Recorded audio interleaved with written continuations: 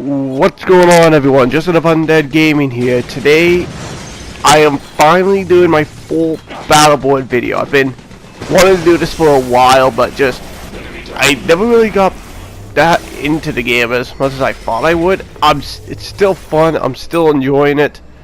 I just finished the story mode, so I'm going to talk a little bit about that. I'll talk a little bit about the PvP multiplayer, which I don't have any real gameplay of because I don't really play it, and just kind of a general update on things I'm going to be doing here. So this is the new game made by Gearbox. This is the same group that worked on the Borderlands games, and this shares a lot of its humor. I mean, it is very similar humor-wise, so if you enjoyed the humor in Borderlands, you're gonna enjoy this. Now, there's a lot of comparisons being thrown with this and Overwatch, where I feel they're completely different games. This has a story and has a focus on it, whereas Overwatch has more of a PvP focus. I did a video on my impressions on the beta, so if you want to hear more about that, just go watch that one. If you want to hear me talk, so I might do a full video on that game. I don't know yet, because to me it's not worth full price. I'll probably pick it up on a sale at some point. So anyway, my thoughts on this game.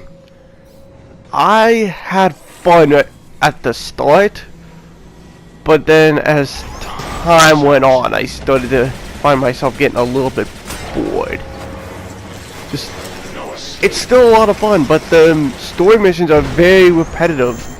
Like right now, we're just defending the spider tank. This was the other mission in the beta. I wanted to try to find somewhere else, but I was having a tough time finishing missions because some people don't know what they're doing, which is really annoying. Like, communication is very strong here, so you kinda need to establish a good base of communications, but it's tough to do that when not a lot of people are using mics or they're in parties with friends. So right off the bat, I'm gonna say, if you have some friends, play it with them. Playing this with randoms, doing it now, you should be fine, because a lot of them know what they're doing, whereas at the start nobody really knew. I was sort of the only one who knew what to do. I was running into people who didn't know how to do the first two missions. The loot system is here still for all the upgrades, and some of them are good, some of them not so much. What on earth just happened? It gets sort of the same grading system as it was in Borderlands, with Orange being the best, which you can make the argument that there's Pearlescent, there's Seraph in Borderlands. Those are probably better. I never really got any of those, so I can't say personally, but yeah, there's whites are the commons, green is uncommon, blue is rare, purple is, I don't really know what to say for that one, so I'm just going to say ultra rare, and then legendary is your orange.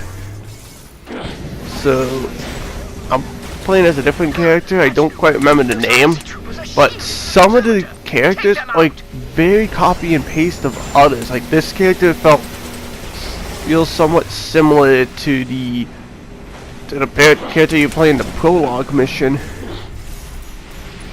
And the final boss battle kind of feels like a boss rush. It sort of borrows elements from all the other boss battles in the game. So it's pretty tough, but you can beat them if you have a good enough team. And that's the positives. Like, while the graphics look really good, the gameplay is a lot of fun. The music is really good for the game. It fits. But now, kind of the negatives. Again, like I've said, some of the characters feel very similar. Some of the abilities feel either overpowered or underpowered, and